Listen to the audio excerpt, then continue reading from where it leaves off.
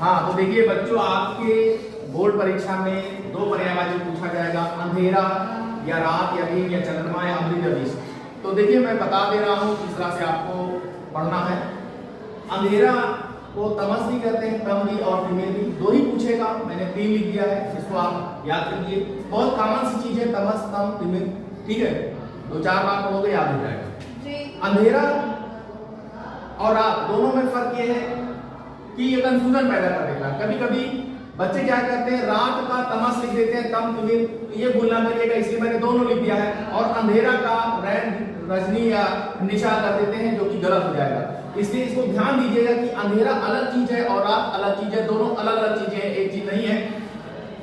अंधेरा का तमस तम तिमिर होगा, रात का रैन निशा रात्रि रजनी विभारी राका होगा, ठीक है।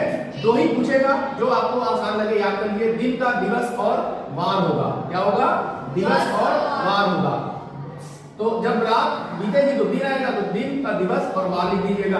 अब देखिए रात्रि होगी जब चंद्रमा आएगा, रात्रि जब होगी जब चंद्रमा आएगा। तो चंद्रमा का पर्यायवाची बहुत बार पूछा, पूछ भी सकता, दो ही लिखना है। तो चंद्रमा का चांद होता है, रात का पति इसलिए कहते हैं, रात को निकलता है इसलिए रात का पति है। ये चंद्रमा की मैंने डिजाइन बना दी है, रात का पति है इसलिए रात का पति। राका प्लस ईश, राका माने रात्रि, ईश माने ईश्वर। रात को कौन निकलता है, चंद्रमा। तो रात का जो ईश्वर यानी राकेश। सुधांशु, सुधा के जैसे अंश, सुधा माने जो है अमृत और अंशु माने किरणें, यानी सुधा की तरह जिसकी है किरणें। चंद्रमा की किरणें जो है वो कैसी है, सुधा यानी अमृत के समान, इसलिए इसको सुधांशु भी कहते हैं, मयंक भी कहते हैं।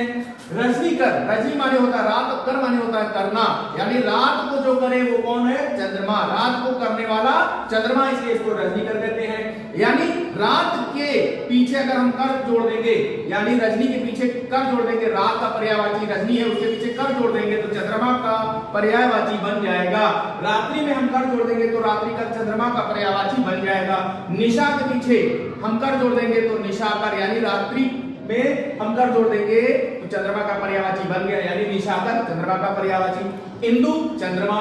कलानाथ, यानी 16 कलाएं होती है चंद्रमा में, भगवान कृष्ण के अंदर भी 16 कलाएं थी, यानी ये 16 दिन घटता बढ़ता है, इसका रूप चेंज होता बदलता रहता है, इसलिए इसको कलानाथ भी कहते हैं। कलानिधि, कला का एक खजाना है। निशानाथ, निशा यानी निशा माने रात्रि, नाथ माने नाथ, तो निशा का ये नाथ है, इसलिए इसको चंद्रमा को निशानाथ भी कहते हैं। शशांक भी कहते हैं, मृगांक भी कहते हैं। इसके अंदर जो डिजाइन बनी है, लोगों की मान्यता है कि इसके अंदर खरगोश बैठा हुआ है, इसको शशांक भी कहते हैं। इसके अंदर हिरण की डिजाइन बनी हुई है, हिरण जैसा दिखता है, इसके अंदर कोई हिरण दौड़ रहा है, इसलिए मृगांक भी कहते हैं।